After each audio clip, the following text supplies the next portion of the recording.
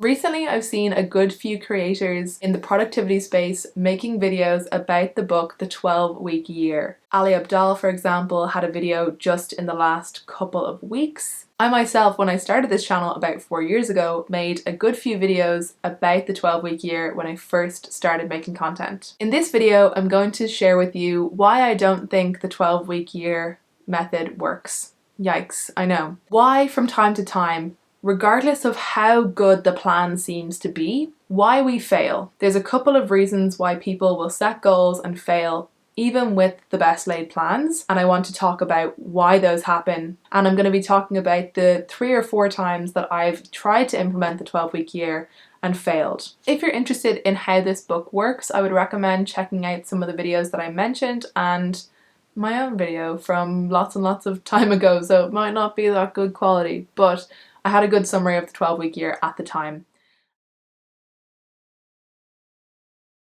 A very common mistake that people make when goal setting is setting unrealistic goals. This might not sound like something new because everyone kind of knows the idea of like SMART goals, where we have specific, measurable, achievable, realistic timeline or something like that.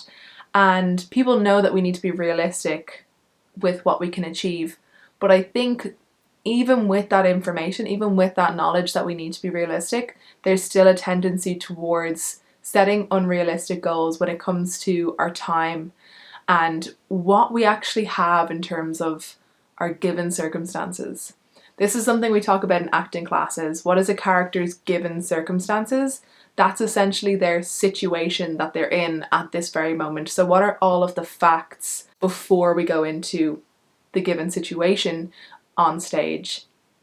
And we might have a goal as a character that we want to achieve, like our character has a goal, and how they go about that goal will very much depend on their given circumstances. And if you want to understand why a character has chosen a certain path, you will then bring in the idea of their given circumstances and their goal and try and fit these together essentially. When we're creating a plan in order to achieve certain goals, sometimes we don't pay enough attention to our given circumstances, our actual situation that we're in right now, and the reality of whether the plan that we're making makes sense given our current situation. For example, when I first started the 12-week year goal setting method, I know the plan that I made was not realistic. And it wasn't unrealistic in the sense that I was saying, you know, let's upload a YouTube video every single day. It wasn't that I was trying to do anything too much in terms of the content I wanted to create or how much ideas I had. But what was unrealistic was the fact that at the time I was living at home. We were currently getting our kitchen done up, which meant that we had so much noise in the house all the time.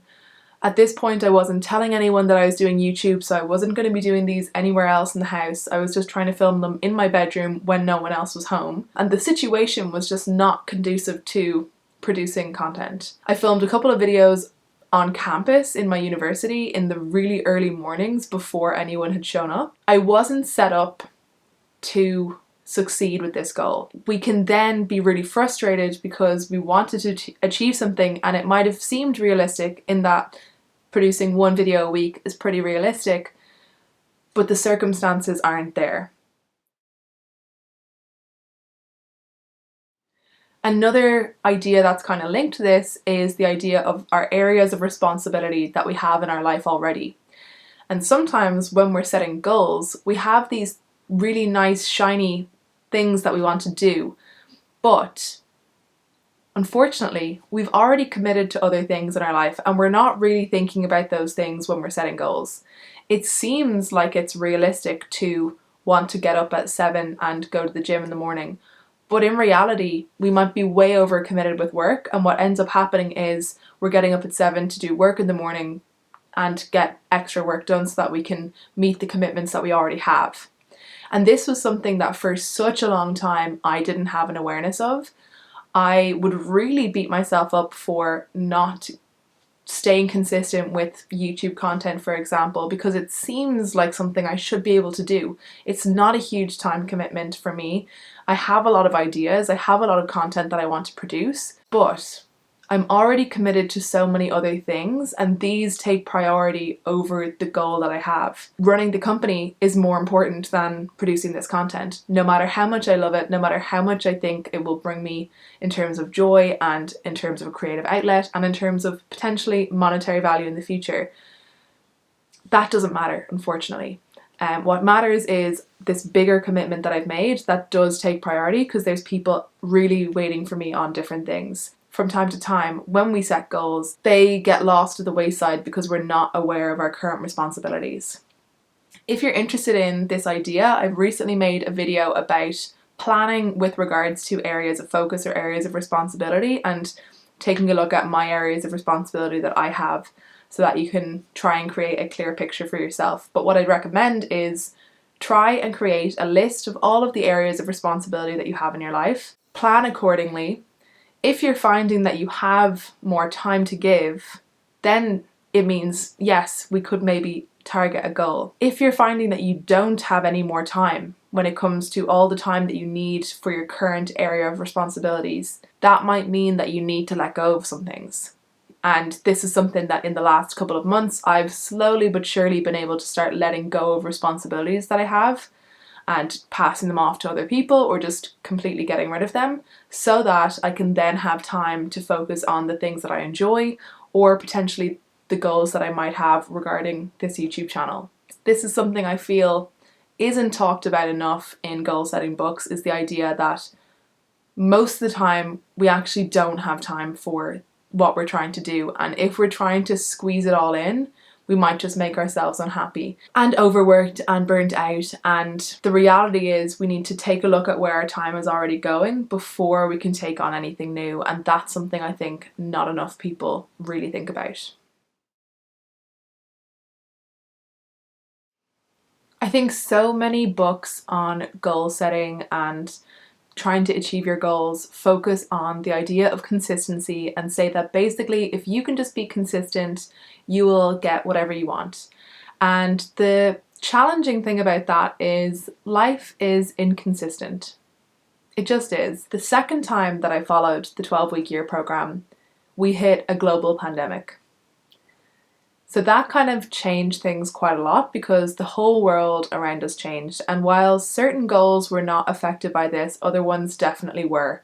And not only that, but we entered such a different way of living where there was so much anxiety, so much not knowing what was going to happen or when things were going to go back to normal, that the idea of following through on these goals that I had set and trying to follow a plan that I had made just didn't really make sense. The third time that I tried to follow the 12-week year cycle, a huge life event happened for me that has changed the course of my life since then, and there was no way for me to foresee that this was going to happen. I lost someone very close to me, the person who previously ran the business that I now run. And in that loss, I ended up taking over the full running of the business by myself. And I'd already been appointed as a director of the company, but with the idea that it was going to be across a number of years before I would be taking over the running of the business myself. That meant that all the plans that I had for those 12 weeks and really the rest of my life changed. And it's just to say that consistency isn't always feasible. The other part of this that's not being thought about is that, especially for women, anyone who has a menstrual cycle, so not just women, but anyone who has a menstrual cycle with changing hormones, the male reproductive system has a consistent daily routine of hormones, and a lot of daily routines are based around that idea of the way the energy shifts throughout the day, circadian rhythm, which links in with the male hormonal cycle. Just speaking somewhat broadly. For people with menstrual cycles, we have a 28-day-ish hormonal cycle, and that really heavily influences our day-to-day energy levels, what kind of work our brains want to do, what kind of exercise we want to do, how much we need to eat to sustain ourselves. Trying to follow a plan without that knowledge can be really challenging, and so many Women especially, I think, struggle with the idea of goal setting and staying on a consistent routine because of the fact that our bodies are inconsistent, and that makes it really, really hard to try and add in structure and add in consistency to a system that has none. I don't try and make routines that I have to stick to every single day. There's certain things that I do feel, regardless of my energy levels and whatnot, do work every day, but they'll happen at different times depending on how I am on different days, because I'm not going to promise to get up super early every single day or every single week, because that's not realistic for the amount of sleep I need at different times of a given monthly cycle. This final piece I'm a little bit worried about talking about, and I think that's because, I do like to make content around productivity and planning and lifestyle and achieving and goals and all of these things, but I've had a really big mental shift around these ideas in the last year or two. I think something that I've learned and I want to share, but I do feel that unless you're at the end of this, unless you're kind of through the other side, you're probably not going to take it on board, and that's okay. But when we're setting goals and when we're creating this vision for our life that we see, which is a big part of the 12-week year, it's the idea of creating a vision for your life. We're really just living in a future feeling.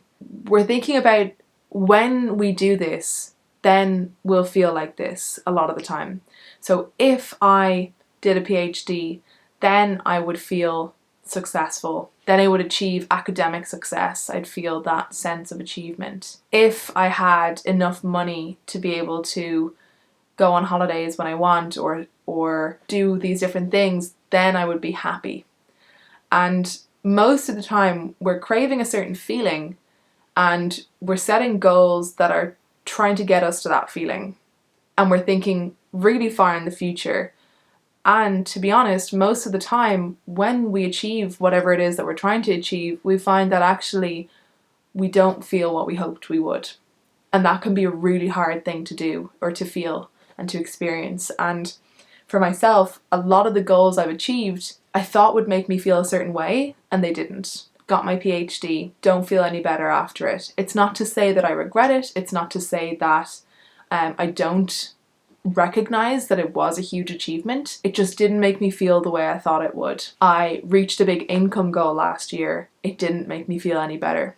And I think that's, one of those ones that a lot of people know in theory, this doesn't make you happy. But until you do it yourself, you're not going to actually recognize it for yourself. You're going to still want it anyways. But I just feel like it's an important thing to say. Something that I've now thought about a lot more is instead, how can I learn to try and find that feeling right now? So if it is looking for more sense of relief or sense of relaxation or happiness, how can I get that in my life now?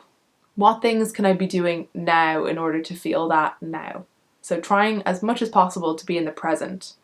And that's not to say that there can't be room for growth or development or anything like that, or to set these big goals. It's just to keep in mind that our current state, if we're constantly pushing forward, we'll just end up always craving something that we never really have. Especially when we think about the idea of periodization, which is a big part of 12-week year. It means every 12 weeks, every quarter, we're going to be pushing and constantly trying to get to something instead of just being where we are and learning to be happy where we are. Just thought I'd say it. I think someone has to. Would I have listened to somebody saying this to me? Probably not. But what I do hope is that anyone watching this video and is feeling the same way that I've felt in the past about achievement and everything like that can connect somehow, and we can share this feeling of mutual, what would be the word, dissatisfaction maybe at the things that we thought we wanted. And I would encourage you to try and think about your day-to-day happiness, if that's something you're trying to do, or if you're trying to look for more time to spend with your kids for example. Like that's a huge reason why people want to have financial freedom, for example. And I've been the same. Like I wanted time to be able to spend with my dog, and because I spent years trying so hard to get to that point, like I didn't spend any time with her. And same way, like didn't get to spend any time with my family or my friends or my partner because I'm trying to get to the point where I can spend as much time as I want with them. I don't know if that makes that much sense because, well, they're not going to want to spend every single waking moment with me anyways, any of those people, and they're not going to be available to do that anyways. Realistically, just being able to spend some quality time each week and have that enjoyment each week is more important. That's it from me on this topic. I hope that you found it interesting and insightful, and if you are setting any goals, I hope this will allow you to be a little bit more kind on yourself for when there might be setbacks. Not saying there will be, there just might be. Or if you're like me and you have gone through various goal setting periods of life and are on the other side wondering what was it all for, then I hope you can enjoy the shared camaraderie of that experience and know that you're not alone if you're feeling like maybe it wasn't for anything. It's okay. It's okay. We've learned from it now. We can move on, try and focus on our day-to-day existence a little bit more. Thank you for watching, and I'll see you in the next video.